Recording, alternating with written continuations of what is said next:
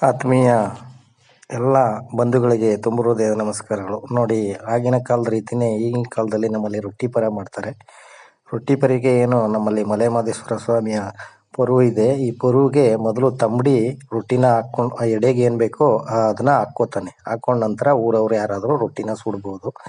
ನೋಡಿ, ಏನು ಈ ಒಲೆನ ಹೂಡಿ ರೊಟ್ಟಿ ಕಲ್ಲಿದೆ, ಕಲ್ಲಿನ ಮೇಲೆ ಈ ರೀತಿ ಸುಡಬೇಕು. ಸುಟ್ಟ ನಂತರ ಮತ್ತೆ ರೊಟ್ಟಿನ ಒಲೆನಲ್ಲಿ ಬೇಯಿಸ್ಬೇಕು. ಕೆಂಡದಲ್ಲಿ ಈ ರೀತಿ ಬೇಯಿಸಿ ಅವರೆಕಾಳು, ರಾಗಿ ರೊಟ್ಟಿ, ಪೊಂಗಲು ದೇವರ ನೈವೇದ್ಯ ಆದ ನಂತರ ಜನಕ್ಕೆಲ್ಲ ಹಂಚಲಾಗುತ್ತೆ. ಹಾಗಾಗಿ ಶೇರ್ ಮಾಡಿ, ಲೈಕ್ ಮಾಡಿ, ಸಬ್ಸ್ಕ್ರೈಬ್ ಮಾಡಿ. ಈ ರೀತಿ ರೊಟ್ಟಿ ತಿಂದಿದ್ರೆ ಲೈಕ್ ಮಾಡಿ.